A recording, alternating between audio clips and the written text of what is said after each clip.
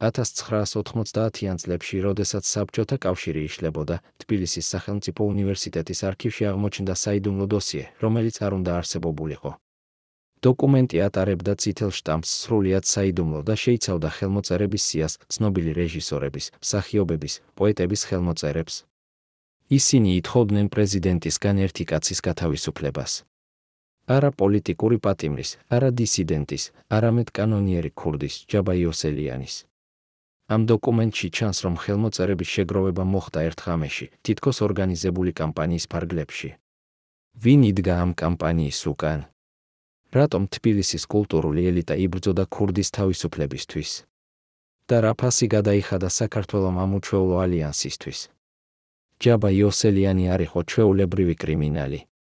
ის იყო პროფესორი, დრამატურგი, ადამიანი, რომელიც თავისუფლად ციტირებდა შექსპირს და ჩეხოვს. მისი ბინა თბილისის ცენტრში გავდა ლიტერატურულ სალონზე, კედლებზე ეკიდა ძველი ქართული ხელნაწერები, თაროებზე იდგა იშვიათი წიგნები ევროპული ლიტერატურის შესახებ. როდესაც ის საუბრობდა, ადამიანები უსმენდნენ მოხიბლულნი. მაგრამ ამავე დროს ამ ადამიანს ჰქონდა სისხლიანი რეპუტაცია ქურდულ სამყაროში. როგორ შეიძლებოდა ერთ ადამიანში თან არსებობდა ეს ორი სამყარო, ინტელექტუალური რაფინირებულობა და კრიმინალური ძალადობა? პასუხი იწყება 1945 წელს, როდესაც ჯაბა დაიბადა თბილისში, ოჯახში, სადაც წიგნები იყო უფრო ძვირფასი ვიდრე საჭმელი. მისი მამა, ცნობილი ფილოლოგი, ასწავლიდა მას ძველ ქართულ ენას იმ ასაკში, როდესაც სხვა ბავშვები თამაშობდნენ ქუჩაში. მაგრამ 1955 წელს, სტალინის რეპრესიების დროს, მამა გაიყვანეს ღამის 2 საათზე. ის აღარასოდეს დაბრუნდა. ჯაბას სულ 10 წელი ჰქონდა, როდესაც მან ნახა, როგორ წაიღეს მისი მამა ორმა უნიფორმიან კაცმა. ამ ღამის შემდეგ რაღაც შეიცვალა ბიჭში. ის აღარ ენდობოდა ხელისუფლებას, აღარ სჯეროდა სისტემას. მაგრამ ის კვლავ კითხულობდა წიგნებს, ახლა უკვე როგორც იარაღს, როგორც გზას გაიგო, როგორ მუშაობს ძალაუფლება. 1958 წელს ჯაბა შევიდა თბილისის სახელმწიფო უნივერსიტეტში, ფილოლოგიის ფაკულტეტზე. იქ ის გახდა ლეგენდა, არა მხოლოდ ბრწყინვალე ნაშრომებით, არამედ უჩვეულო ქცევით. ის ატარებდა შავტყავის ქურთუქს, რაც იმ დროს იყო კრიმინალური სამყაროს სიმბოლო, მაგრამ ამავე დროს წერდა ესეებს დოსტოევსკის შესახებ. მისი კურსის მეგობრები იხსენებენ, რომ ჯაბას შეეძლო ერთდროულად ესაუბრა ლიტერატურაზე და მოეგვარებინა კონფლიქტი ძალის გამოყენებით. ეს დუალიზმი, ეს ორმაგი ბუნება გახდა მისი ძირითადი იარაღი. ის იყო ხიდი ორ სამყაროს შორის, ინტელექტუალურ ელიტასა და ქუჩის კანონს შორის. მაგრამ რა მოხდა შემდეგ? როგორ გადავიდა უნივერსიტეტის პროფესორი კრიმინალურ ავტორიტეტად? პასუხი მალულია ერთ ინციდენტში, რომელიც მოხდა 1961 წელს. ჯაბა იოსელიანი დააპატიმრეს მკვლელობის ბრალდებით. ოფიციალური ვერსიით ის მოკლა კაცი ჩხუბში. მაგრამ ის, ვინც იცნობდა ჯაბას, ამბობდა სხვა ისტორიას, რომ ეს იყო პოლიტიკური საქმე, რომ ხელისუფლება აშინებდა ადამიანს, რომელიც ზედმეტად დამოუკიდებელი იყო, ზედმეტად პოპულარული სტუდენტებში. საპატიმროში ჯაბამ გაატარა 15 წელი. 15 წელი, რომელმაც შეცვალა მისი ცხოვრება და საქართველოს ისტორია. წარმოიდგინეთ საპატიმრო, სადაც ყველაზე საშიში კრიმინალები ზიან ერთ ადამიანს და უსმენენ, როგორ კითხულობს ის შექსპირის სონეტებს. ეს არ არის ფანტაზია, ეს იყო რეალობა 1970-იან წლებში, როდესაც ჯაბა იოსელიანი იმყოფებოდა საქართველოს ერთ-ერთ ყველაზე მკაცრ კოლონიაში.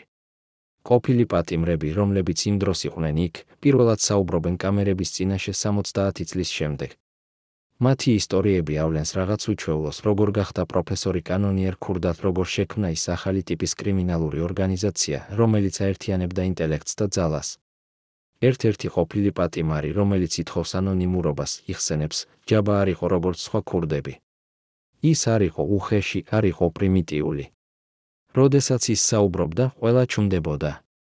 ის გვიყვებოდა ისტორიებს ევროპული ლიტერატურიდან, მაგრამ ამ ისტორიებში ყოველთვის იყო გაკვეთილი, როგორ უნდა იბრძოლო სისტემასთან, როგორ უნდა შეინარჩუნო ღირსება, როდესაც ყველაფერი გართმეული გაქვს. ეს იყო ახალი ტიპის ლიდერობა, არა ძალაზე დაფუძნებული, არამედ ავტორიტეტზე, ინტელექტზე, უნარზე შთააგონო ადამიანები.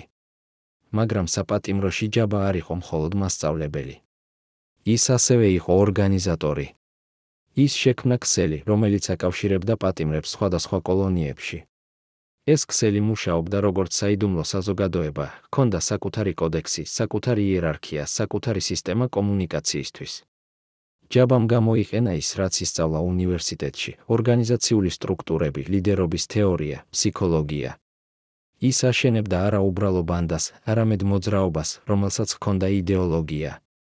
1976 წელს ჯაბა იოსელიანი მიიღო ტიტული კანონიერი ქურდი უმაღლესი რანგი საბჭოთა კრიმინალურ იერარქიაში.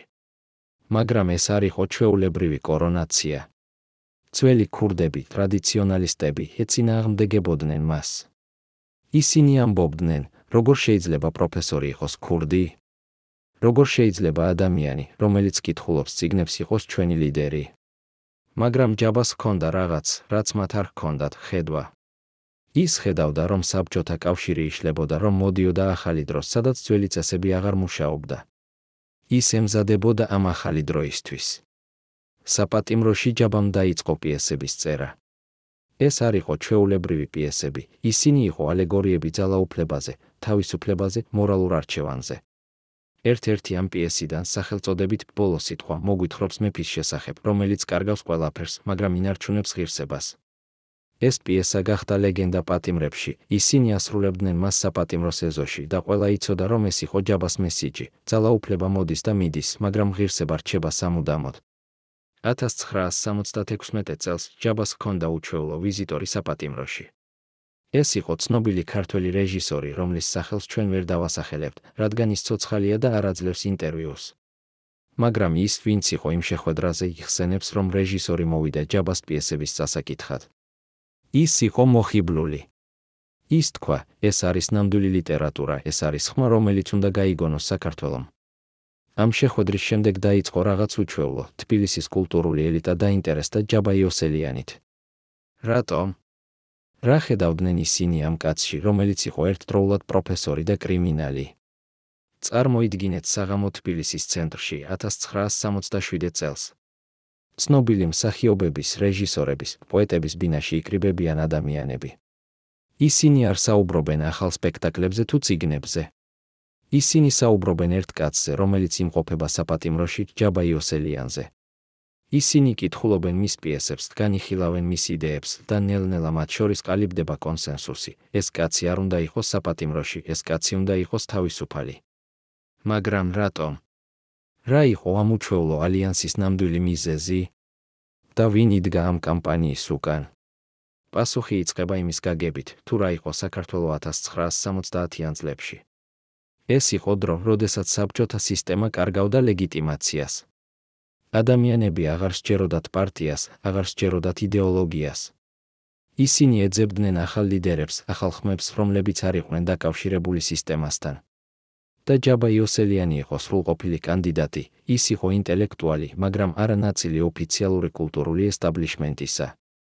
ის იყო აუტსაიდერი, მაგრამ არა უგუნური. ის იყო ბუნტარი, მაგრამ არა ანარქისტი. ქართველი ინტელიგენცია ხედავდა ჯაბაში რაღაც, რაც მათ აკლდათ: ავთენტურობას, ძალას, უნარს იყო თავისუფალი სისტემის გარეშე. ერთ-ერთი ცნობილი მწერალი, რომელიც მხარს უჭერდა ჯაბას, მოგვიანებით წერდა თავის მემუარებში: ჩვენ, ინტელექტუალები, ყოველთვის ვიყავით დამოკიდებულები ძალაუფლებაზე, ან ვემსახურებოდით მას, ან ვებრძოდით მას. მაგრამ ჯაბა იყო თავისუფალი. ის არ ეკუთვნოდა არავის. და ეს თავისუფლება იყო მაგნეტური. მაგრამ იყო კიდევ ერთი ფაქტორი, რომელზეც ნაკლებად საუბრობენ: ეკონომიკური. 1970-იან წლებში საქართველოში იზრდებოდა ჩრდილოვანი ეკონომიკა. ოფიციალური ხელფასები იყო დაბალი, საშუალო ინჟინერი იღებდა 130 რუბლს თვეში, რაც ძლივს ყოფნიდა ოჯახის საარსებოდ. მაგრამ ჩრდილოვან ბაზარზე შეიძლებოდა გამომუშავება ბევრად მეტი. და ეს ჩრდილოვანი ეკონომიკა კონტროლდებოდა კრიმინალური სტრუქტურებით, რომელთა ნაწილი იყო ჯაბა იოსელიანი. ზოგიერთი ინტელექტუალი ხედავდა ჯაბაში არა მხოლოდ კულტურულ ფიგურას, არამედ პოტენციურ ეკონომიკურ პარტნიორს. 1978 წელს დაიწყო ორგანიზებული კამპანია ჯაბა იოსელიანის გასათავისუფლებლად. პეტიციას ხელი მოაწერეს 50-ზე მეტმა ცნობილმა კულტურის მოღვაწემ. ისინი მიმართავდნენ საქართველოს უზენაეს საბჭოს თავმჯდომარეს, ითხოვდნენ შეწყალებას. არგუმენტები იყო საინტერესო, ისინი არ ამბობდნენ, რომ ჯაბა უდანაშაულო იყო. ისინი ამბობდნენ, რომ ის იყო ნიჭიერი, რომ საქართველოს სჭირდებოდა მისი ნიჭი, რომ ის უფრო სასარგებლო იქნებოდა თავისუფლებაში ვიდრე საპატიმროში. ეს იყო უჩვეულო არგუმენტი, არა იურიდიული, არამედ პრაგმატული. მაგრამ ვინ იდგა ამ კამპანიის უკან? ვინ ორგანიზებდა ხელმოწერების შეგროვებას? ვინ აფინანსებდა ამ მოძრაობას? ყოფილი თანამშრომლები საქართველოს უშიშროების სამსახურიდან, რომლებიც ახლა პირველად საუბრობენ, ამბობენ, რომ იყო ერთი ადამიანი, რომელიც აკავშირებდა ინტელიგენციას და კრიმინალურ სამყაროს. ეს იყო ადამიანი, რომელსაც ჰქონდა ცუდომა ორივე სამყაროში, რომელიც იყო ერთდროულად პატივსაცემი კულტურის სფეროში და გავლენიანი ჩრდილოვან ბიზნესში. მისი სახელი იყო. მაგრამ აქ ჩვენ ვჩერდებით, რადგან ეს ადამიანი ჯერ კიდევ ცოცხალია და მისი როლი ამ ისტორიაში რჩება საიდუმლოდ. რაც ვიცით არის ის, რომ 1979 წელს ჯაბა იოსელიანი გათავისუფლდა საპატიმროდან. ის გამოვიდა როგორც გმირი, არა მხოლოდ კრიმინალურ სამყაროში, არამედ ინტელექტუალურ წრეებშიც. მისი პირველი საჯარო გამოსვლა იყო თბილისის სახელმწიფო უნივერსიტეტში, სადაც ის წაიკითხა ლექცია შექსპირის ტრაგედიებზე. დარბაზი იყო სავსე, სტუდენტები, პროფესორები, მწერლები, მსახიობები. ყველა მოვიდა იმისთვის, რომ ენახა ეს ლეგენდარული ფიგურა. და ჯაბამ არ გაუმართლა მათი მოლოდინი. ის საუბრობდა 2 საათს, ციტირებდა ტექსტებს მეხსიერებიდან, ანალიზებდა პერსონაჟებს, აკავშირებდა ლიტერატურას ცხოვრებასთან. ეს იყო ბრწყინვალე პერფორმანსი. მაგრამ რა იყო ამ პერფორმანსის ნამდვილი მიზანი? რას ემზადებოდა ჯაბა იოსელიანი? და რატომ ქართველი ინტელიგენცია, რომელიც ყოველთვის ამაყობდა თავისი მორალური პრინციპებით, აირჩია კრიმინალი როგორც თავისი ლიდერი? ეს კითხვები დარჩება ღია, მაგრამ ერთი რამ ცხადია, 1979 წლიდან ჯაბა იოსელიანი აღარ იყო უბრალოდ კანონიერი ქურდი. ის იყო პოლიტიკური ფიგურა, კულტურული იკონა, ადამიანი, რომელსაც ჰქონდა ძალა გავლენა მოახდინოს საქართველოს მომავალზე. ბოლო წუთამდე ვიფიქრე, რომ ჩვენ გადავრჩებოდით, ამბობს ყოფილი უშიშროების ოფიცერი, რომელიც მუშაობდა ჯაბა იოსელიანის საქმეზე, ხელები ჯერ კიდევ უკანკალებს 25 წლის შემდეგ. რას იცოდა ეს ადამიანი, რაც ჩვენ არ ვიცით? ამ საღამოს სამი ყოფილი წევრი საქართველოს უშიშროების შიდა წრიდან საუბრობს პირველად კამერების წინაშე იმ საიდუმლოებებზე, რომლებიც ინახავდნენ 10 წლეულების განმავლობაში. მათი გამოცხადებები შეცვლის ყველაფერს, რასაც ფიქრობთ, რომ იცით ჯაბა იოსელიანის ბოლო წლების შესახებ. ისინი გვიყვებიან არა მხოლოდ იმის შესახებ, თუ როგორ აშენა ჯაბამ თავისი იმპერია, არამედ იმის შესახებაც, თუ ვინ იყო ის ჩრდილოვანი ფიგურა, რომელიც აკონტროლებდა ყველაფერს მის უკან. ვინ იყო ნამდვილი ძალა ჯაბას იმპერიაში? რატომ უშიშროების სამსახური აკვირდებოდა მას ყოველ ნაბიჯზე, მაგრამ არასოდეს აპატიმრებდა? და რა ფასი გადაიხადა საქართველომ იმისთვის, რომ ერთი კაცი ჰქონდა ამდენი ძალაუფლება? 1990-იან წლებში, როდესაც საბჭოთა კავშირი იშლებოდა და საქართველო ემზადებოდა დამოუკიდებლობისთვის, ჯაბა იოსელიანი აღარ იყო უბრალოდ კანონიერი ქურდი. ის იყო ფენომენი, რომელიც აერთიანებდა სამ სამყაროს, კრიმინალურს, ინტელექტუალურს და პოლიტიკურს. მისი ბინა თბილისის ცენტრში გადაიქცა ერთგვარ პარალელურ ხელისუფლების ცენტრად. იქ შედიოდნენ და გამოდიოდნენ ადამიანები, რომლებიც ოფიციალურად არასოდეს უნდა ყოფილიყვნენ ერთად, მინისტრები და კრიმინალები, პროფესორები და კონტრაბანდისტები, პოეტები და ძალადობრივი ადამიანები. ერთ-ერთი ყოფილი უშიშროების თანამშრომელი, რომელიც აკვირდებოდა ამ ბინას იხსენებს, ჩვენ ვაწარმოებდით ვიდეო ჩანაწერებს ყოველ დღე. ვხედავდით, როგორ შედიოდა ცნობილი რეჟისორი დილით, შემდეგ მოდიოდა ბიზნესმენი შუადღისას, ხოლო საღამოს პოლიტიკური ფიგურა. ეს იყო როგორც თეატრი, სადაც ჯაბა იყო რეჟისორი და მთავარი მსახიობი ერთდროულად. მაგრამ რას აკეთებდა ჯაბა ამ შეხვედრებზე? რას ესაუბრებოდა ის ამ ადამიანებს? ყოფილი თანამშრომლები ამბობენ, რომ ჯაბას ჰქონდა უნიკალური უნარი, ის შეეძლო ესაუბრა ყველას მათ ენაზე. ინტელექტუალებთან ის საუბრობდა ლიტერატურაზე და ფილოსოფიაზე, ბიზნესმენებთან, ფულზე და შესაძლებლობებზე, პოლიტიკოსებთან, ძალაუფლებაზე და გავლენაზე. ის იყო ქამელეონი, რომელსაც შეეძლო მორგება ნებისმიერ გარემოს. მაგრამ ამ ყველა როლის უკან იყო ერთი მიზანი, ძალაუფლების შენარჩუნება და გაფართოება. ჯაბა აშენებდა არა უბრალოდ კრიმინალურ იმპერიას, არამედ პარალელურ სახელმწიფოს, რომელსაც ჰქონდა საკუთარი წესები, საკუთარი ეკონომიკა, საკუთარი იდეოლოგია. 1991 წელს, როდესაც საქართველო გამოაცხადა დამოუკიდებლობა, ჯაბა იოსელიანი შექმნა ორგანიზაციას სახელწოდებით მხედრიონი. ოფიციალურად ეს იყო პარამილიტარული ფორმირება, რომელიც იცავდა საქართველოს ინტერესებს. მაგრამ რეალურად ეს იყო კერძო არმია, რომელიც ემორჩილებოდა მხოლოდ ჯაბას. მხედრიონის წევრები იყვნენ არა მხოლოდ ყოფილი კრიმინალები, არამედ სტუდენტები, ინტელექტუალები, ადამიანები, რომლებიც სჯეროდათ, რომ ჯაბა იყო ის ლიდერი, რომელიც გადაარჩენდა საქართველოს ქაოსისგან. როგორ მოახერხა ჯაბამ ამდენი განსხვავებული ადამიანის გაერთიანება? პასუხი მალულია მის უნარში, შეთავაზება თითოეულს ის, რაც მას სჭირდებოდა. კრიმინალებს ის სთავაზობდა ლეგიტიმაციას, ინტელექტუალებს იდეოლოგიას, ახალგაზრდებს რომანტიკას და თავგადასავალს. მაგრამ იყო ერთი ადამიანი ჯაბას გარემოცვაში, რომელიც არ ეთანხმებოდა ამ ყველაფერს.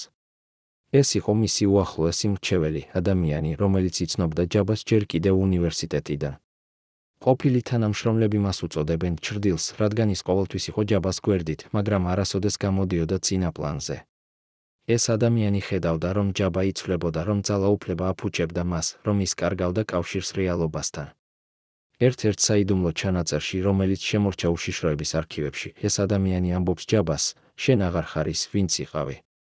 შენ გახდი ის, რასაც ებრძოდი, სისტემა, რომელიც იყენებს ადამიანებს როგორც ინსტრუმენტებს. ჯაბას პასუხი იყო მშვიდი, მაგრამ საშიში. სისტემა არის ის, რაც გვაძლევს ძალას გადავრჩეთ. გარეშე სისტემისა, ჩვენ ვართ არაფერი. ეს დიალოგი ავლენს რაღაც ფუნდამენტურს ჯაბა იოსელიანის ტრანსფორმაციაში. ის, ვინც ოდესღაც იბრძოდა სისტემის წინააღმდეგ, ახლა თვითონ ქმნიდა ახალ სისტემას, უფრო ავტორიტარულს, უფრო ძალადობრივს, უფრო კორუმპირებულს, ვიდრე ის, რასაც ის ცვლიდა. და ქართველი ინტელიგენცია, რომელიც ოდესღაც მხარს უჭერდა მას, ახლა იწყებდა ეჭვის შეტანას. ზოგიერთი მათგანი საჯაროდ გამოდიოდა ჯაბას წინააღმდეგ, ამბობდა, რომ ისინი შეცდნენ, რომ ჯაბა არ იყო ის გმირი, რომლადაც მათ მიიჩნიეს. მაგრამ ბევრი კვლავ რჩებოდა ჩუმად შეშინებული ან დაკავშირებული ძალიან ღრმად იმისთვის, რომ უკან დახევა შეეძლოთ. რატომ ქართველი ინტელიგენცია, რომელიც ყოველთვის ამაყობდა თავისი მორალური პრინციპებით, აირჩია და მხარი დაუჭირა კრიმინალს? ეს კითხვა აწუხებს საქართველოს საზოგადოებას დღემდე. შესაძლოა პასუხი მალულია არა ჯაბას ხიბლში, არამედ ინტელიგენციის საკუთარ სისუსტეში, სურვილში ჰქონოდა ძალა, გავლენა, მნიშვნელობა იმ დროს, როდესაც ყველაფერი იცვლებოდა და ძველი წესები აღარ მუშაობდა. წარმოიდგინეთ საიდუმლო დოკუმენტი, დაბეჭდილი ყვითელ ქაღალდზე, რომელიც ინახება თბილისის სამედიცინო არქივის ყველაზე დაცულ სეიფში. ამ დოკუმენტზე წითელი შტამპია, სრულიად საიდუმლო სამედიცინო ინფორმაცია. შიგნით არის ჩანაწერები ჯაბა იოსელიანის ჯანმრთელობის შესახებ, რომლებიც არასოდეს გამხდარა საჯარო. ეს დოკუმენტი შეიძლებოდა ღირებულიყო ადამიანების სიცოცხლე, რადგან ისავლენდა რაღაც, რაც ჯაბა მალავდა ყველასგან, მის ნამდვილ ფიზიკურ და ფსიქოლოგიურ მდგომარეობას ძალაუფლების წლებში. რატომ ეს ინფორმაცია იყო ასე საშიში? ვინ ცდილობდა მის დამალვას? და რა ავლენს ეს დოკუმენტი ჯაბა იოსელიანის ნამდვილი ბუნების შესახებ? 1992 წელს ჯაბა იოსელიანი იყო ძალაუფლების მწვერვალზე. მისი ორგანიზაცია მხედრიონი აკონტროლებდა თბილისის მნიშვნელოვან ნაწილს, ჰქონდა საკუთარი საპატიმროები, საკუთარი სასამართლო სისტემა, საკუთარი ეკონომიკა. მაგრამ ამ ძალაუფლების უკან იყო ადამიანი, რომელიც ნელ-ნელა იშლებოდა ფიზიკურად და ფსიქოლოგიურად. ყოფილი პირადი ექიმი, რომელიც მუშაობდა ჯაბასთან და ახლა პირველად საუბრობს იხსენებს, ის იყო ორი განსხვავებული ადამიანი, საჯაროდ ის იყო ძლიერი, კონტროლირებადი, ბრწყინვალე. მაგრამ კერძოდ, როდესაც მე ვამოწმებდი მას, ვხედავდი კაცს, რომელიც იტანჯებოდა ქრონიკული ტკივილებით, უძილობით, პარანოიით. ის იღებდა მედიკამენტებს, რომლებიც არ უნდა ყოფილიყო ერთად, ტკივილგამოყუჩებლები, საძილეაბები, სტიმულატორები. ეს იყო საშიში კომბინაცია. მაგრამ რატომ ჯაბა მალავდა თავის ჯანმრთელობის პრობლემებს? პასუხი მარტივია: ძალაუფლება. მის სამყაროში სისუსტის ნებისმიერი ნიშანი იყო საშიში. თუ მისი მტრები და მათ იყო ბევრი, შეიტყობდნენ, რომ ის იყო დაავადებული, ისინი გამოიყენებდნენ ამას მის წინააღმდეგ. ამიტომ ჯაბა აგრძელებდა თავის როლს, საჯაროდ ის იყო ძლიერი ლიდერი, რომელიც არასოდეს იღლებოდა, არასოდეს ავლენდა სისუსტეს. მაგრამ კერძოდ ის იყო ადამიანი, რომელიც იბრძოდა საკუთარ სხეულთან და გონებასთან. სამედიცინო ჩანაწერები ავლენს კიდევ რაღაც საინტერესოს, ჯაბას ჰქონდა ქრონიკული თავის ტკივილები, რომლებიც იწყებოდა ჯერ კიდევ საპატიმროში. ექიმები ეჭვობდნენ, რომ ეს იყო შედეგი ძალადობისა, რომელიც მან განიცა და პატიმრობის დროს. მაგრამ ჯაბა არასოდეს საუბრობდა ამაზე. ის უბრალოდ იღებდა მედიკამენტებს და აგრძელებდა მუშაობას. ყოფილი თანამშრომლები იხსენებენ, რომ ზოგჯერ შეხვედრების დროს ჯაბა უეცრად ჩუმდებოდა, კეტავდა თვალებს რამდენიმე წამით, შემდეგ კვლავ აგრძელებდა საუბარს, თითქოს არაფერი მომხდარა. ეს იყო მისი გზა გამკლავება ტკივილთან, იგნორირება, დათრგუნვა და ამალვა. მაგრამ ფიზიკური ტკივილი არ იყო ჯაბას ერთადერთი პრობლემა. სამედიცინო ჩანაწერები ასევე მიუთითებს პარანოიის ზრდაზე. 1992 წლიდან ჯაბა იწყებს ეჭვის შეტანას ყველაში, თავის უახლოეს თანამშრომლებში, თავის ოჯახის წევრებში, თუნდაც თავის ექიმებში. ის იცვლის პირად. მცველებს ყოველ რამდენიმე თვეში, ამოწმებს საკვებს შხამზე, არს წინავს ერთსა და იმავე ადგილას ორ ღამეს ზედიზედ. ერთ-ერთი ყოფილი მცველი იხსენებს, ის ცხოვრობდა მუდმივ შიშში. ყოველ ხმაურზე ის ხტებოდა, ყოველ უცნობ ადამიანზე ის რეაგირებდა როგორც საფრთხეზე. ეს არ იყო ნორმალური ცხოვრება, ეს იყო არსებობა მუდმივ საომარ მდგომარეობაში. ეს პარანოია არ იყო უსაფუძვლო. ჯაბას ნამდვილად ჰყავდა მტრები, ბევრი მათგანი. ზოგიერთი იყო მისი ყოფილი მოკავშირე, რომლებიც გრძნობდნენ, რომ ჯაბამ მოიტყუა ისინი. სხვები იყვნენ პოლიტიკური ოპონენტები, რომლებიც ხედავდნენ მასში საფრთხეს დემოკრატიისთვის. კიდევ სხვები იყვნენ კრიმინალური კონკურენტები, რომლებიც სურდათ მისი ბიზნესის გადაღება. მაგრამ ჯაბას პარანოია სცილდებოდა რაციონალურ შიშს, ის ხდებოდა ობსესია, რომელიც მართავდა მის ყოველდღიურ ცხოვრებას. სამედიცინო დოკუმენტები ასევე ავლენს, რომ ჯაბა იღებდა მედიკამენტებს, რომლებიც გამოიყენებოდა ფსიქიატრიულ პრაქტიკაში, ანტიდეპრესანტებს, ანქსიოლიტიკებს. მაგრამ ეს არასოდეს გახდა საჯარო ინფორმაცია. ჯაბას ექიმები ინახავდნენ მკაცრ კონფიდენციალურობას, შეშინებული იმისა, რაც მოხდებოდა, თუ ეს ინფორმაცია გავრცელდებოდა. ერთ-ერთი ყოფილი ექიმი ამბობს, ჩვენ ვიცოდით, რომ თუ ვინმე შეიტყობდა ჯაბას ნამდვილ მდგომარეობას, ეს იქნებოდა მისი დასასრული. და შესაძლოა ჩვენი დასასრულიც. ამიტომ ჩვენ ვინახავდით ჩუმად, ვაგრძელებდით მკურნალობას, ვიმედოვნებდით, რომ ვიღაცას ჰქონდა გონება შეაჩეროს ეს ყველაფერი, სანამ ძალიან გვიან იქნებოდა. მაგრამ არავინ არ შეაჩერა. ჯაბა აგრძელებდა თავისი ძალაუფლების გაფართოებას, მიუხედავად იმისა, რომ მისი სხეული და გონება ნელ-ნელა იშლებოდა. ის იყო როგორც მანქანა, რომელიც მუშაობს მაქსიმალურ სიჩქარეზე, მაგრამ შიდა ნაწილები უკვე იწყებს გაფუჭებას. და ყველა, ვინც იყო მის გარშემო, ხედავდა ამას, მაგრამ არავინ გაბედავდა ხმამაღლა თქმას. რატომ? რადგან ჯაბა იოსელიანი კვლავ იყო ძალაუფლებაში, კვლავ იყო საშიში, კვლავ იყო ადამიანი, რომელსაც შეეძლო განეკარგა ადამიანების ბედი ერთი სიტყვით. წარმოიდგინეთ ღამე თბილისში 1992 წლის ზამთარში, როდესაც ქალაქი იყო ჩაძირული სიბნელეში ელექტროენერგიის ნაკლებობის გამო. ჯაბა იოსელიანის რეზიდენციაში, მაგრამ ანათებდა ნათელი გენერატორები უზრუნველყოფდნენ უწყვეტ ელექტროენერგიას. ამ ღამეს ჯაბას ჰქონდა საიდუმლო შეხვედრა ადამიანთან, რომელიც მოვიდა უცხოეთიდან, ჩაფრინდა კერძო თვითმფრინავით, არ გაიარა საბაჟო კონტროლი, არ დატოვა არანაირი ოფიციალური კვალი. ეს ადამიანი გაატარა 1 საათი ჯაბას კაბინეტში, შემდეგ გაფრინდა იმავე ღამეს. მოწმეები ამბობენ, რომ ამ საუბრის შემდეგ ჯაბა გამოვიდა კაბინეტიდან უჩვეულოდ ფერმკრთალი. ის არ ესაუბრა არავის, წავიდა თავის საძინებელში და არ გამოვიდა მთელი ღამის განმავლობაში. რა ეთქვა მას იმ ღამეს? შესთავაზეს თუ არა მას გადასახლება უცხოეთში, თუ ეს იყო გაფრთხილება, რომ მისი დრო იწურებოდა. ვინ იყო ეს უცნობი ვიზიტორი, უცხოური დაზვერვის აგენტის საერთაშორისო კრიმინალური ავტორიტეტი, თუ ვიღაც კიდევ უფრო ძლიერი? ამ ღამის შემდეგ რაღაც შეიცვალა ჯაბა იოსელიანში.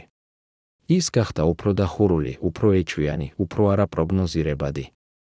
მისი უახლოესი თანამშრომლები, ის ჩრდილი, რომელიც იცნობდა მას უნივერსიტეტიდან, დაიწყო მზადება რაღაცისთვის. ყოფილი უშიშროების ოფიცერი, რომელიც აკვირდებოდა ჯაბას გარემოცვას, იხსენებს, ჩვენ დავინახეთ, რომ ჩრდილი იწყებდა დისტანცირებას ჯაბასგან. ის ნაკლებად ესწრებოდა შეხვედრებს, ნაკლებად იყო ხილული ჯაბას გვერდით. ჩვენ გავიგეთ, რომ რაღაც ემზადებოდა, ან ჩრდილი ემზადებოდა გაქცევისთვის, ან ის ემზადებოდა რაღაც უფრო სერიოზულისთვის. რა იყო ამ ადამიანის, ამ ჩრდილის ნამდვილი როლი ჯაბას იმპერიაში? ყოფილი თანამშრომლები ამბობენ, რომ ის იყო არა მხოლოდ მრჩეველი, არამედ ერთგვარი სინდისი ხმა, რომელიც ცდილობდა შეენარჩუნებინა ჯაბა რეალობასთან კავშირში. მაგრამ 1992 წლისთვის ეს ხმა უკვე აღარ აღწევდა ჯაბამდე. ძალაუფლება, პარანოია, ფიზიკური და ფსიქოლოგიური პრობლემები, ყველაფერი ეს ქმნიდა კედელს ჯაბასა და რეალობას შორის. ის ცხოვრობდა საკუთარ სამყაროში, სადაც ის იყო ყოვლის შემძლე, სადაც მისი სიტყვა იყო კანონი, სადაც არავინ გაბედავდა მის წინააღმდეგ წასვლას. მაგრამ ეს სამყარო იყო ილუზია. რეალურ სამყაროში ჯაბას იმპერია იწყებდა ნგრევას. ეკონომიკურად მისი ორგანიზაცია იყო დამოკიდებული კონტრაბანდაზე, ძალადობაზე, კორუფციაზე, ყველაფერზე, რაც არ იყო მდგრადი გრძელვადიან პერსპექტივაში. პოლიტიკურად ის კარგავდა მხარდაჭერას, ინტელიგენცია, რომელიც ოდესღაც მხარს უჭერდა მას, ახლა უკვე ხედავდა მას როგორც პრობლემას, არა როგორც გადაწყვეტას. სოციალურად ჩვეულებრივი ადამიანები იღლებოდნენ ძალადობით, ქაოსით, უსამართლობით, რომელსაც ჯაბას ორგანიზაცია წარმოადგენდა. და იყო კიდევ ერთი ფაქტორი, ის ჩრდილი, რომელიც ნელ-ნელა გადადიოდა მეორე მხარეს. ყოფილი უშიშროების თანამშრომლები ამბობენ, რომ 1992 წლის ბოლოს ჩრდილი დაუკავშირდა ხელისუფლებას, შესთავაზა თანამშრომლობა. ის არ სურდა ჯაბას ფიზიკური განადგურება, ის სურდა მისი პოლიტიკური იზოლაცია, მისი იმპერიის დემონტაჟი, მისი გავლენის შემცირება. რატომ? ზოგიერთი ამბობს, რომ ეს იყო პრინციპების საკითხი, ჩრდილი ხედავდა, რომ ჯაბა გადაიქცა იმ ყველაფრის საპირისპიროდ, რისთვისაც ისინი ოდესღაც იბრძოდნენ. სხვები ამბობენ, რომ ეს იყო პრაგმატიზმი, ჩრდილი ხედავდა, რომ ჯაბას იმპერია იშლებოდა და სურდა გადარჩენა, სანამ ძალიან გვიან იქნებოდა. მაგრამ რაც არ უნდა ყოფილიყო მოტივაცია, შედეგი იყო ერთი და იგივე, ჯაბა იოსელიანი ნელ-ნელა კარგავდა თავის ყველაზე ერთგულ მოკავშირეს, ადამიანს, რომელიც იცნობდა მას საუკეთესოდ, რომელიც იცოდა მისი ყველა საიდუმლოება, მისი ყველა სისუსტე. და ეს იყო დასაწყისი დასასრულისა. რადგან როდესაც ადამიანი, რომელიც იცის ყველაფერს შენს შესახებ, გადადის მეორე მხარეს, შენ აღარ ხარ უსაფრთხო. შენ ხარ დაუცველი, გამოშიშვლებული, მზად განადგურებისთვის. 1998 წელს ჯაბა იოსელიანის ისტორია მიაღწევდა თავის კულმინაციას. მაგრამ სანამ ჩვენ მივალთ იქამდე, ჩვენ უნდა გავიგოთ, როგორ მოხდა ეს. როგორ შეძლო ერთმა კაცმა, პროფესორმა, რომელიც კითხულობდა შექსპირს, გადაქცეულიყო ერთ-ერთ ყველაზე საშიშ ადამიანად საქართველოს თანამედროვე ისტორიაში. როგორ შეძლო ქართველმა ინტელიგენციამ, რომელიც ამაყობდა თავისი მორალური პრინციპებით, მხარი დაეჭირა ამ ტრანსფორმაციისთვის. და რა გაკვეთილები შეგვიძლია ამოვიღოთ ამ ისტორიიდან დღევანდელი დღისთვის, როდესაც ჩვენ კვლავ ხედავთ ლიდერებს, რომლებიც იყენებენ ინტელექტს და კულტურას როგორც ფასადს ძალაუფლებისა და ძალადობისთვის. წარმოიდგინეთ, რომ თქვენ ხართ ერთ-ერთი იმ 12 ადამიანიდან, რომლებმაც იცოდნენ ყველაფერი ჯაბა იოსელიანის შესახებ, ყოველი საიდუმლო სამედიცინო დიაგნოზი, ყოველი გეგმა გადასახლებისთვის, ყოველი დამალული გვირაბი თბილისის ქვეშ, რომელიც უნდა გამოეყენებინა საგანგებო სიტუაციაში.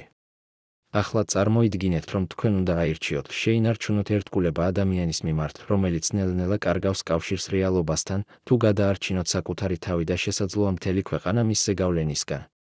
1998 წლის იანვარში ეს 12 ადამიანი გააკეთეს არჩევანი, რომელმაც შეცვალა საქართველოს ისტორია.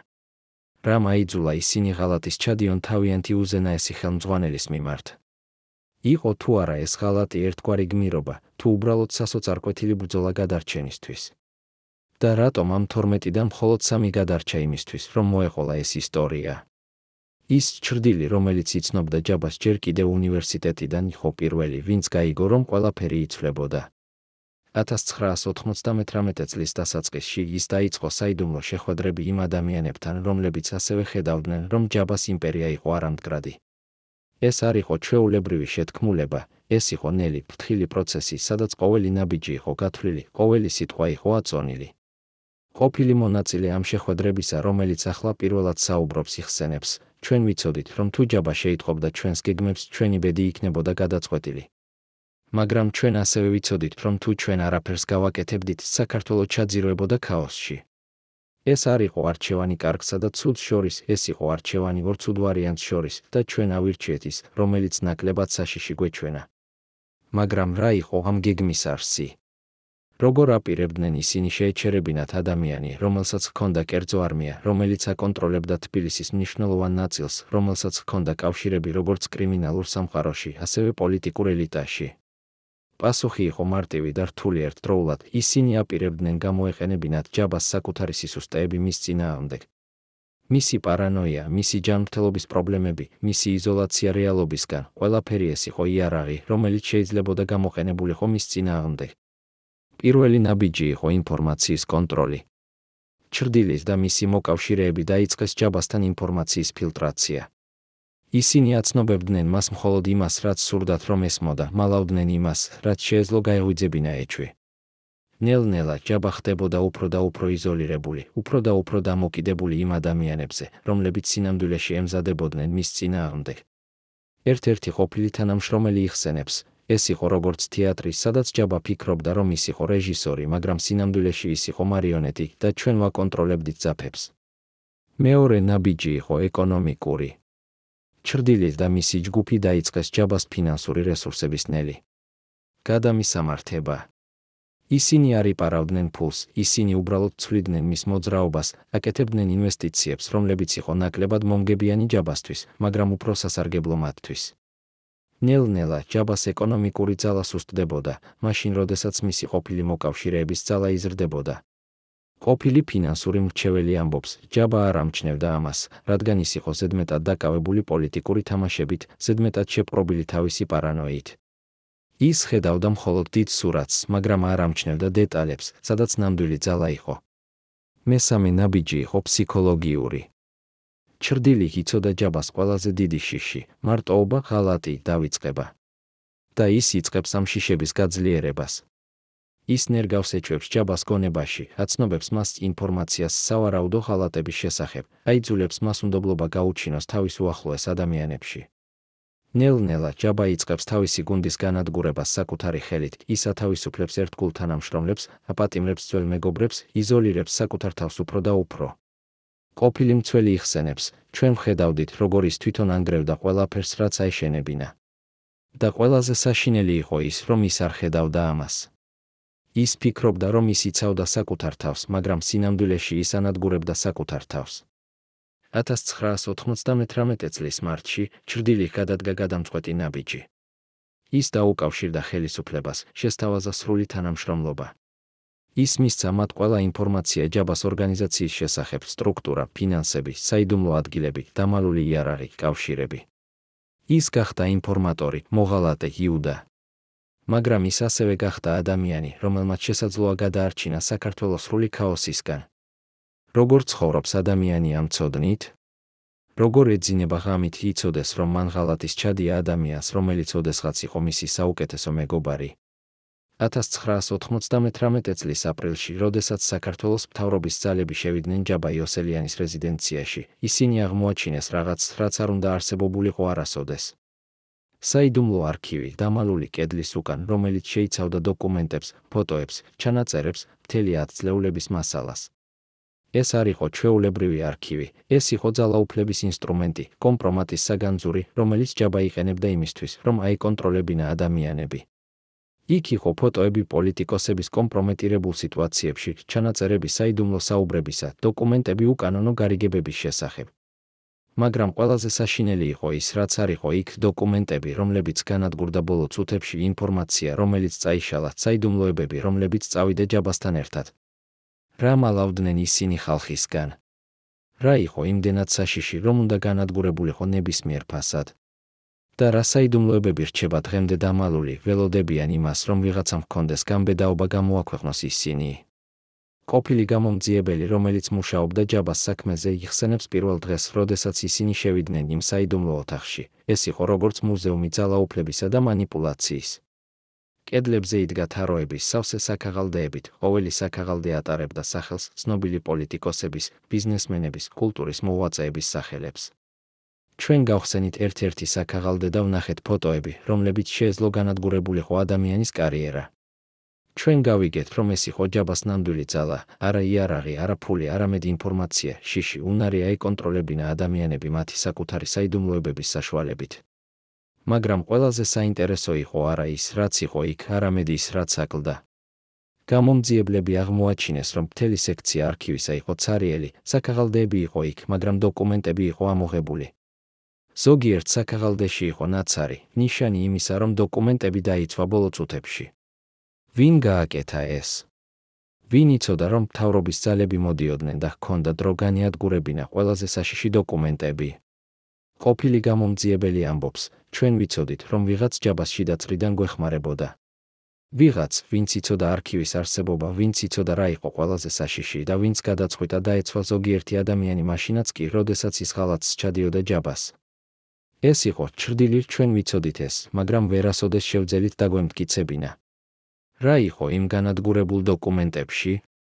ყოფილი თანამშრომლები, რომლებიც ხედავდნენ არქივს ჯაბას ცოცხლობის დროს, ამბობენ, რომ იქ იყო ინფორმაცია, რომელიც შეეძლო შეეცვალა საქართველოს პოლიტიკური ლანდშაფტი. იყო დოკუმენტები უცხოური დაზვერვის აგენტების შესახებ, რომლებიც მუშაობდნენ საქართველოში. იყო ინფორმაცია კორუმპირებული ოფიციალური პირების შესახებ, რომლებიც ჯერ კიდევ იყვნენ ძალაუფლებაში. იყო საიდუმლოებები ბიზნეს გარიგებების შესახებ, რომლებიც აკავშირებდა კრიმინალურ სამყაროს ლეგალურ ბიზნესთან. ყველაფერი ეს განადგურდა, წაიშალა გაქრა. მაგრამ არქივში იყო კიდევ ერთი საინტერესო აღმოჩენა, პირადი დღიურები ჯაბა იოსელიანისა. ეს დღიურები, დაწერილი მის ხელით, ავლენდა ადამიანს, რომელიც ძალიან განსხვავებული იყო საჯარო იმიჯისგან. იქ იყო ჩანაწერები მის შიშებზე, მის ეჭვებზე, მის სინანულზე.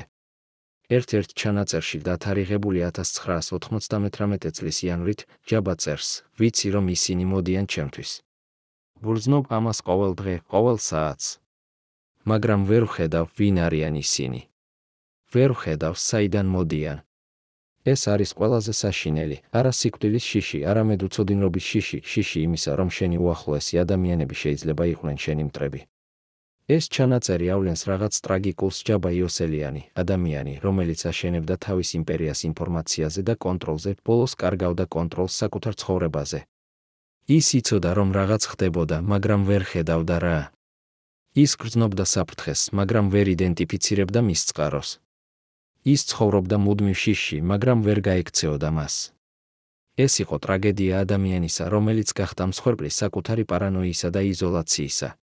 არქივში ასევე იყო სამედიცინო ჩანაწერები, რომლებიც ავლენდა ჯაბას ჯანმრთელობის ნამდვილ მდგომარეობას ბოლო თვეებში.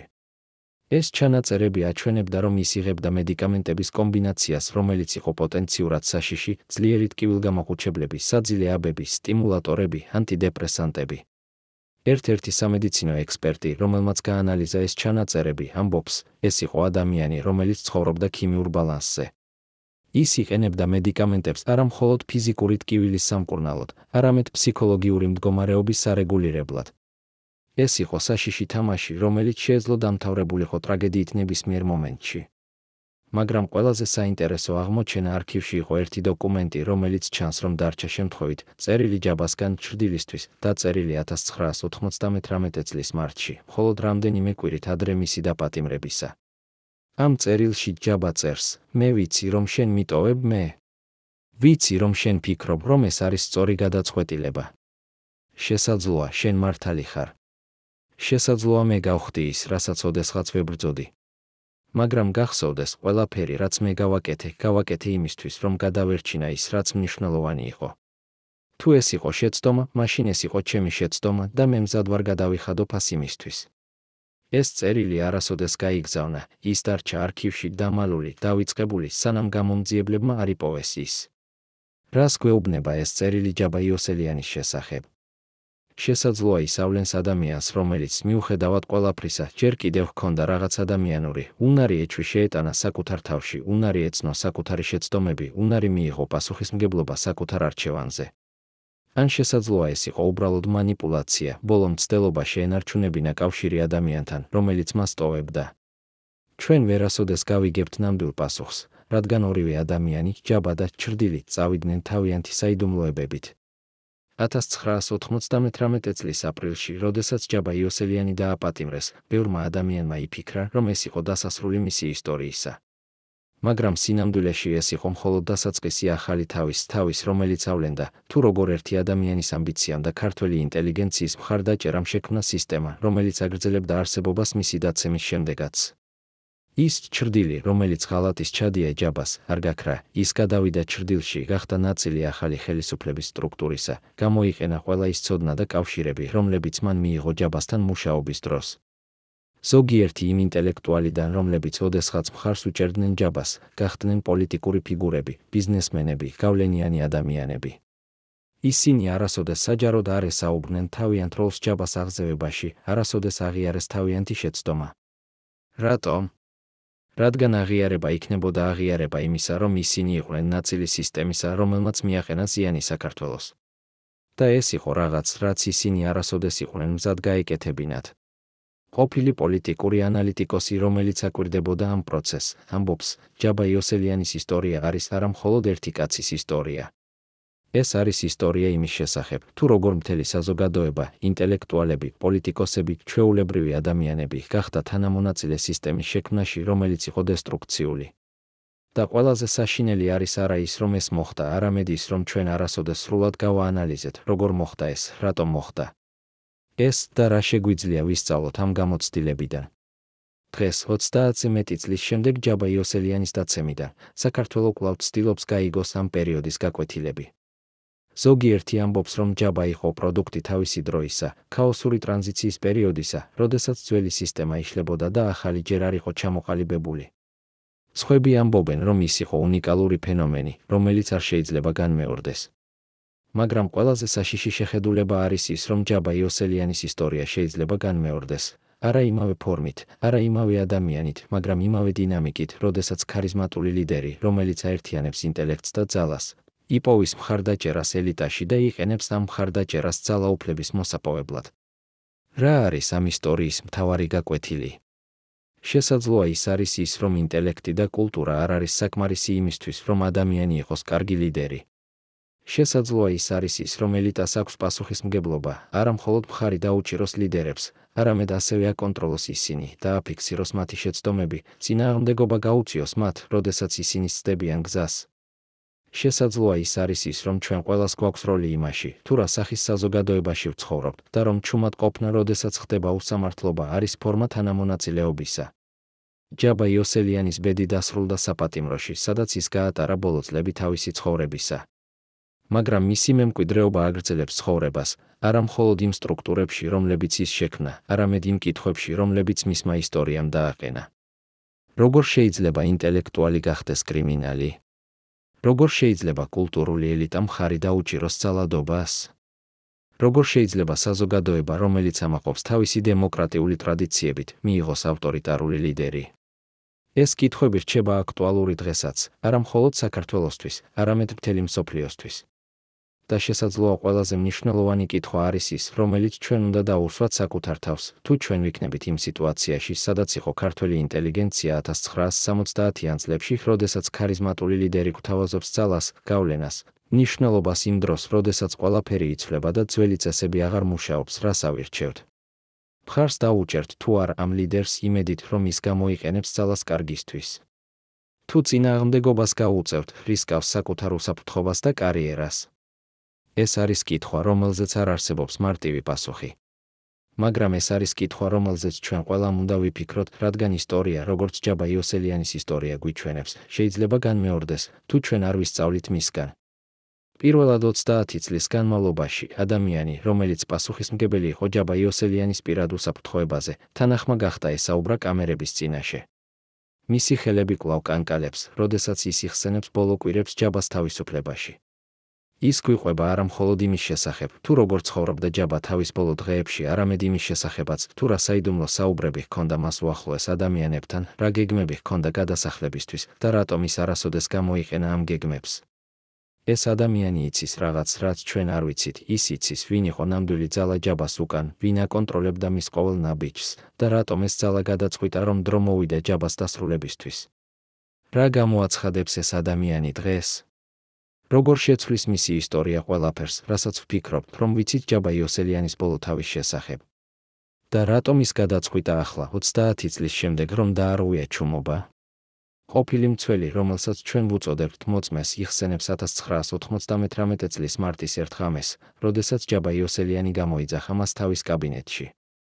ეს იყო უჩვეულო, ჯაბა არასოდეს იძახებდა მცველებს კაბინეტში, განსაკუთრებით ღამის 2 საათზე. მოწმე შევიდა და დაინახა ჯაბა, რომელიც იჯდა თავის მაგიდასთან, წინ გაშლილი რუკებით და დოკუმენტებით. ჯაბამ უთხრა მას, მე ვიცი, რომ ისინი მოდიან. შესაძლოა ხვალ, შესაძლოა კვირაში, მაგრამ ისინი მოდიან. მე მაქვს გეგმა, გვირაბები, რომლებიც მიდის თბილისის გარეთ, მანქანები, რომლებიც მელოდება საზღვარზე, თვითმფრინავი, რომელიც მზად არის გაფრენისთვის. მაგრამ მე არ გამოვიყენებ ამას. მე არ გავიქცევი. მოწმე იხსენებს, რომ ის იყო შოკირებული. ის ჰკითხა ჯაბას, რატომ? თუ თქვენ იცით, რომ ისინი მოდიან, რატომ არ გაიქცევით? ჯაბას პასუხი იყო მშვიდი, თითქოს ის უკვე გაეკეთებინა ეს არჩევანი დიდი ხნის წინ, რადგან თუ მე გავიქცევი, ეს ნიშნავს, რომ ისინი მოიგეს. ეს ნიშნავს, რომ ყველაფერი, რისთვისაც მე ვიბრძოდი, იყო ცარიელი. მე ვარ ჯაბა იოსელიანი. მე არ ვიქცევი.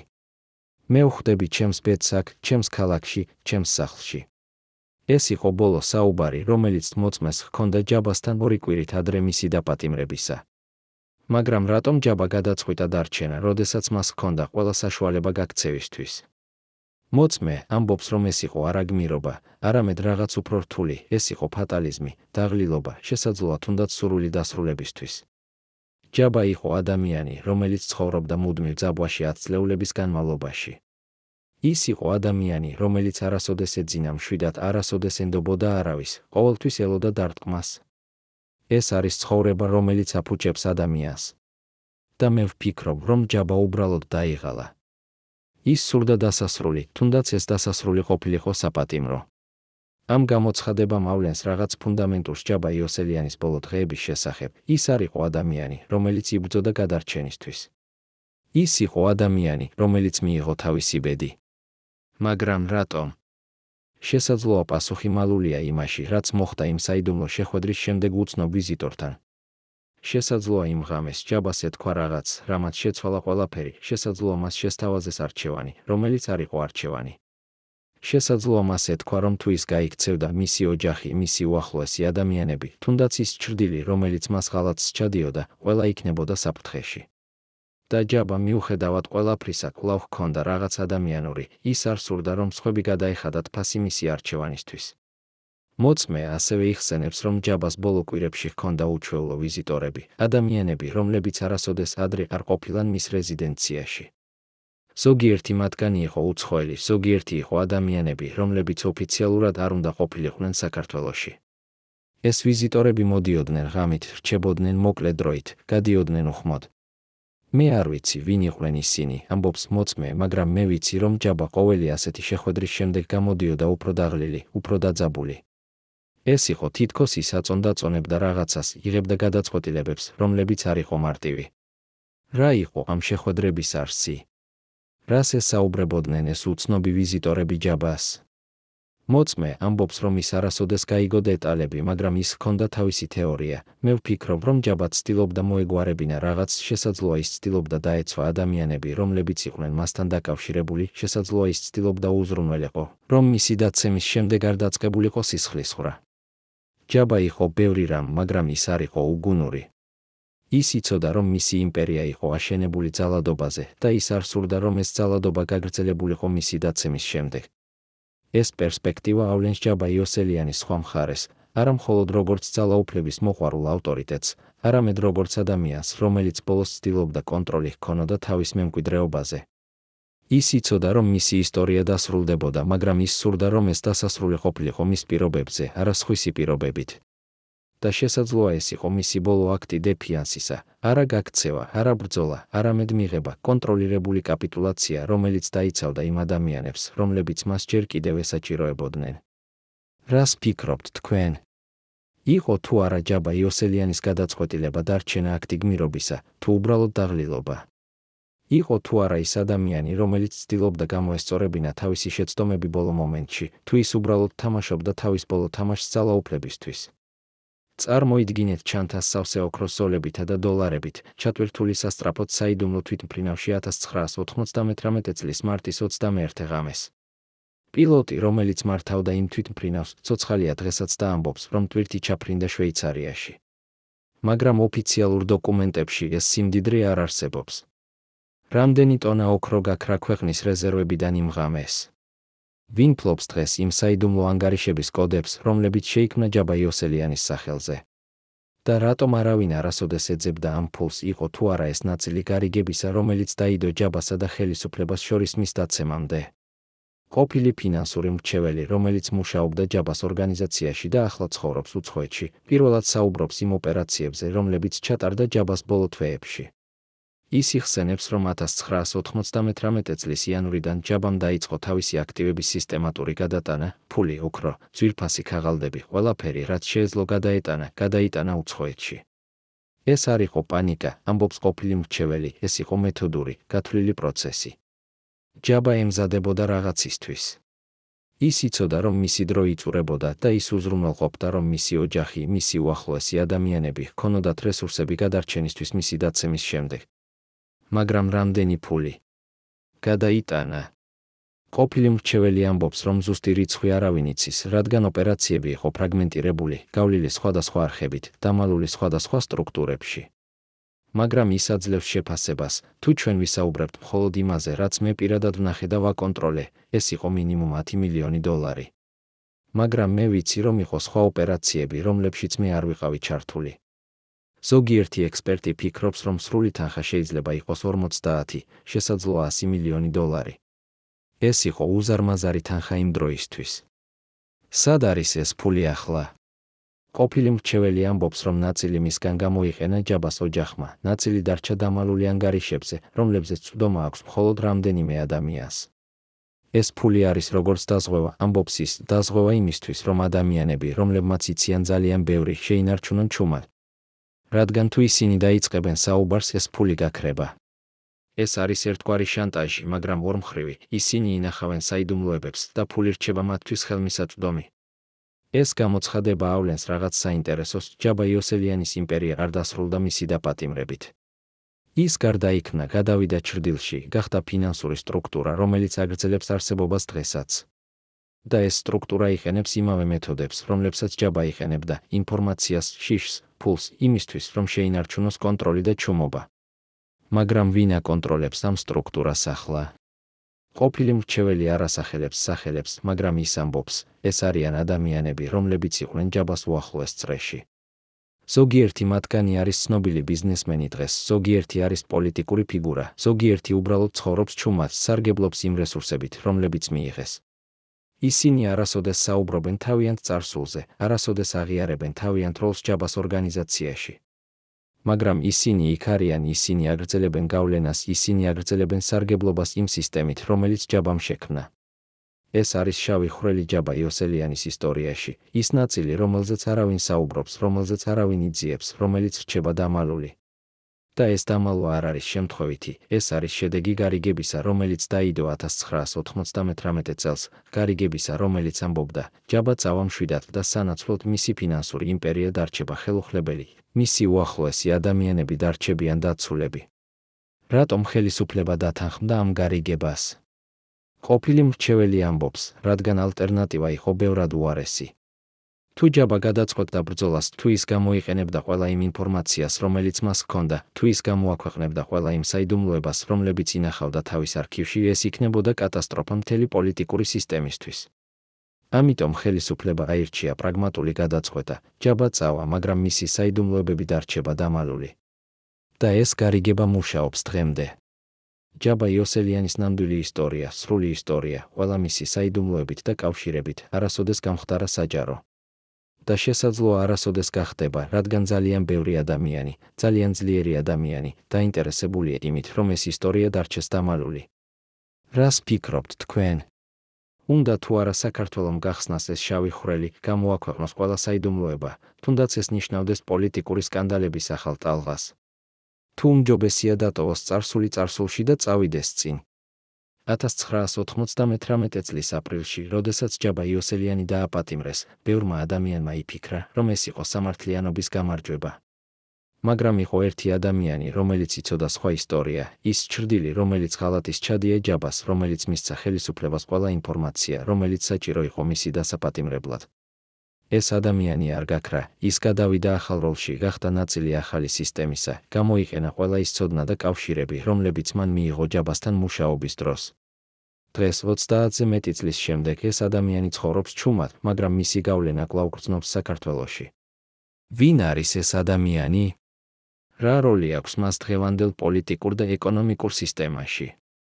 და რატომ არავინ არასოდეს ესაუბრება მის შესახებ? ყოფილი უშიშროების ოფიცერი, რომელიც მუშაობდა ჯაბას საქმეზე, ამბობს, ჩრდილი იყო ყველაზე ჭკვიანი ადამიანი მთელ ამ ისტორიაში. ის იცოდა, როდის უნდა დარჩენილიყო ჯაბასთან, როდის უნდა დაეწყო დისტანცირება და როდის უნდა გადასულიყო მეორე მხარეს. ის არასოდეს არ იყო იდეალისტი, ის იყო პრაგმატიკოსი, რომელიც ესმოდა, რომ ძალაუფლება არის თამაში და ამ თამაშში გადარჩენა ნიშნავს ადაპტაციას. ეს ადამიანი არ იყო მოღალატე იმ გაგებით, როგორც ჩვენ ჩვეულებრივ ვიგებთ ამ სიტყვას, ის იყო გადამრჩენელი, რომელიც გააკეთა ის, რაც საჭირო იყო იმისთვის, რომ გადარჩენოდა და შეენარჩუნებინა გავლენა. მაგრამ რა იყო მისი ნამდვილი мотиваცია? რატომ ის გადაწყვიტა ღალატის ჩადია ჯაბას, ადამიანს, რომელიც იყო მისი მეგობარი 10 წლეულების განმავლობაში? ყოფილი თანამშრომელი, რომელიც იცნობდა ორივეს, ამბობს, ჩრდილი ხედავდა, რომ ჯაბა კარგავდა კავშირს რეალობასთან. ის ხედავდა, რომ ჯაბას იმპერია იყო არამდგრადი, რომ ის აშენებული იყო ძალადობაზე და შიშზე და რომ ეს არ შეეძლო გაგრძელებულიყო სამუდამოდ. ჩრდილი გააკეთა არჩევანი, ან დარჩენოდა ჯაბასთან და დაეცემოდა მასთან ერთად, ან გადასულიყო მეორე მხარეს და გადარჩენოდა. ის აირჩია გადარჩენა. ეს არჩევანი არ იყო მარტივი. ყოფილი თანამშრომელი იხსენებს, რომ ჩრდილი ატარებდა თავის გადაწყვეტილებას თვეების განმავლობაში, აწონდა-წონებდა ყველა ვარიანტს, ცდილობდა იპოვოს გზა, რომელიც არ მოითხოვდა სრულ ღალატს. მაგრამ ბოლოს ის მივიდა დასკვნამდე, რომ არ არსებობდა შუალედური გზა, ან ჯაბა, ან გადარჩენა. და ის აირჩია გადარჩენა. მაგრამ როგორ ცხოვრობს ადამიანი ამ არჩევანის შემდეგ? როგორ ეძინება ღამით იცოდეს, რომ მან ღალატის ჩადია თავის საუკეთესო მეგობარს? ყოფილი თანამშრომელი ამბობს, ჩრდილი ამართლებს საკუთარ თავს იმით, რომ ის გადაარჩინა საქართველო უფრო დიდი ქაოსისგან. ის ამბობს, რომ თუ ჯაბა დარჩებოდა ძალაუფლებაში, ეს იქნებოდა კატასტროფა ქვეყნისთვის. და შესაძლოა ის მართალია. მაგრამ ეს არ ხდის მის არჩევანს ნაკლებად ტკივილს, ნაკლებად რთულს. დღეს ჩრდილი არის ნაწილი საქართველოს ელიტისა, არა საჯარო ფიგურა, არამედ ადამიანი, რომელსაც აქვს კავშირები, გავლენა, რესურსები. ის იყენებს იმ ცოდნას, რომელიც მან მიიღო ჯაბასთან მუშაობის დროს, იმ ქსელს, რომელიც მან ააშენა იმ წლებში. ის არის გადამრჩენელი, რომელიც ადაპტირდა ახალ რეალობაში და აგრძელებს თამაშს ძალაუფლებისთვის. მაგრამ რა არის მისი მემკვიდრეობა? რა გაკვეთილები შეგვიძლია ამოვიღოთ მისი ისტორიიდან? ყოფილი თანამშრომელი ამბობს, ჩრდილის ისტორია არის ისტორია პრაგმატიზმის შესახებ, როგორ ადამიანი, რომელიც არ არის იდეალისტი, მაგრამ არც ბოროტი, აკეთებს არჩევანს რთულ სიტუაციებში. ეს არის ისტორია გადარჩენის შესახებ, ადაპტაციის შესახებ, უნარის შესახებ იცხოვრო ორ სამყაროს შორის. და ეს არის ისტორია, რომელიც რელევანტურია დღესაც, რადგან ჩვენ ყველანი ვაწყდებით მსგავს არჩევანებს, როდის უნდა დავრჩეთ ერთგულები, როდის უნდა გადავიდეთ მეორე მხარეს, როდის უნდა ავირჩიოთ გადარჩენა იდეალების ნაცვლად. ჯაბა იოსელიანის ისტორია დასრულდა საპატიმროში, მაგრამ ჩრდილის ისტორია აგრძელებს. და ეს არის შესაძლოა ყველაზე საინტერესო ნაწილი ამ მთელი ამბის, არა ის, რომ ჯაბა დაეცა, არამედ ის, რომ სისტემა, რომელიც მან შექმნა, კავშირები, რომლებიც მან ააშენა, მეთოდები, რომლებიც მან გამოიყენა, ყველაფერი ეს გადარჩა და გარდაიქმნა, გახდა ნაწილი ახალი რეალობისა. რას ფიქრობთ თქვენ? არის თუ არა ჩრდილი, გმირი, რომელმაც გადაარჩინა საქართველო, თუ მოღალატე, რომელმაც ღალატის ჩადია თავის მეგობარს? ან შესაძლოა ის არის უბრალოდ გადამრჩენელი, რომელიც გააკეთა ის, რაც საჭირო იყო იმისთვის, რომ გადარჩენოდა რთულ დროში. ჯაბა იოსელიანის ისტორიამ დასრულება იპოვა 1999 წელს, როდესაც მისი გზა დასრულდა საპატიმროში. მისი იმპერია, რომელიც ოდესღაც აკონტროლებდა თბილისის მნიშვნელოვან ნაწილს, დაიშალა.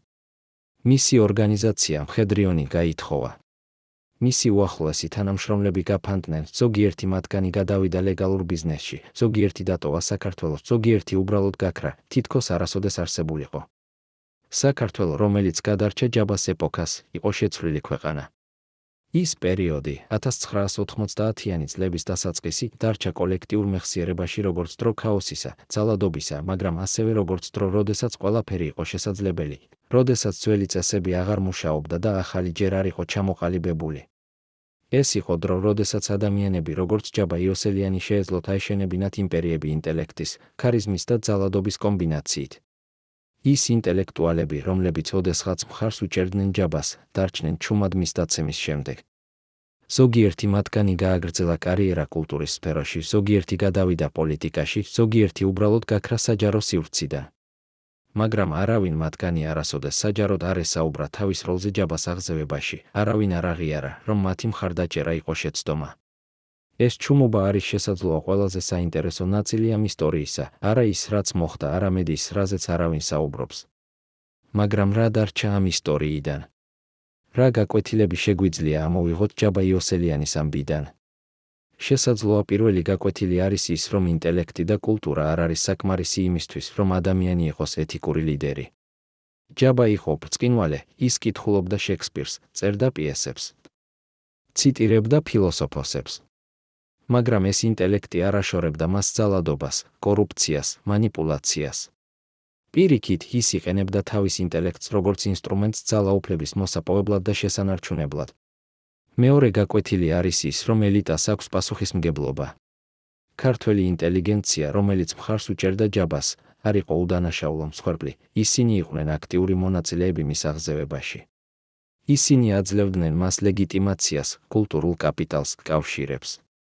და როდესაც ჯაბა დაიწყო ძალადობა და კორუფცია, ისინი დარჩნენ ჩუმად, ან ამართლებდნენ მას, ან უბრალოდ უკან იხევდნენ ჩუმად. ეს ჩუმობა იყო ფორმა თანამონაწილეობისა.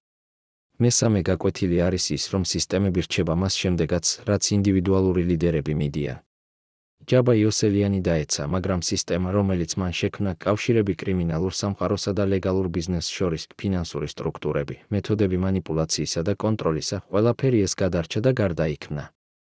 დღეს 30-ზე მეტი წლის შემდეგ, ამ სისტემის ელემენტები კვლავ არსებობს საქართველოში, თუმცა სხვა ფორმებში, სხვა სახელებით. მაგრამ შესაძლოა ყველაზე მნიშვნელოვანი გაკვეთილი არის ის, რომ ჩვენ ყველას გვაქვს არჩევანი. ის ინტელექტუალები, რომლებმაც მხარი დაუჭირეს ჯაბას, გააკეთეს არჩევანი. ის ჩრდილი, რომელმაც ღალატის ჩადია მას, გააკეთა არჩევანი.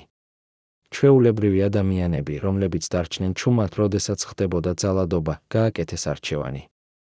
და ჩვენ დღეს, როდესაც ვუყურებთ ამ ისტორიას, ასევე ვაკეთებთ არჩევანს, ან ვისწავლით მისგან, ან ვიმეორებთ იმავე შეცდომებს. ჯაბა იოსელიანის ისტორია არ არის დახურული თავი. ის არის ღია კითხვა, რომელიც საქართველოს კვლავ ცდილობს უპასუხოს. როგორ შეიძლება ინტელექტუალი გახდეს კრიმინალი? როგორ შეიძლება კულტურული ელიტა მხარი დაუჭიროს ძალადობას? როგორ შეიძლება საზოგადოება, რომელიც ამაყობს თავისი დემოკრატიული ტრადიციებით, მიიღოს ავტორიტარული ლიდერი? ეს კითხვები რჩება აქტუალური, რადგან ისტორია, როგორც ჯაბა იოსელიანის ისტორია გვიჩვენებს, შეიძლება განმეორდეს, თუ ჩვენ არ ვიქნებით ფხიზლები. და შესაძლოა ყველაზე საშიში არის არა ის, რომ ჯაბა იოსელიანი არსებობდა, არამედ ის, რომ ის იყო პროდუქტი თავისი საზოგადოებისა, რომელიც აფასებდა ინტელექტს მორალზე მაღლა, რომელიც აფასებდა ძალას პრინციპებზე მაღლა, რომელიც აფასებდა წარმატებას ეთიკაზე მაღლა. სანამ ჩვენ არ შევცვლით ამ ღირებულებებს, სანამ ჩვენ არ ვისწავლით ამ ისტორიიდან, ჩვენ ვისკავთ, რომ ვიხილოთ ახალი ჯაბა იოსელიანები, შესაძლოა არა იმავე სახელით, არა იმავე ფორმით, მაგრამ იმავე არსით. პატივცემულო მაყურებლებო, თუ თქვენ ნახეთ ეს ტრაგიკული ისტორია ბოლომდე, დაწერეთ კომენტარებში, რომელი ქალაქიდან ხართ. ჩვენთვის მნიშვნელოვანია ვიცოდეთ, სად ახსოვთ ჯერ კიდევ ჯაბა იოსელიანი. და გამოიწერეთ არხი, რომ არ გამოგრჩეთ ჭეშმარიტება ისტორიის იდოლების შესახებ.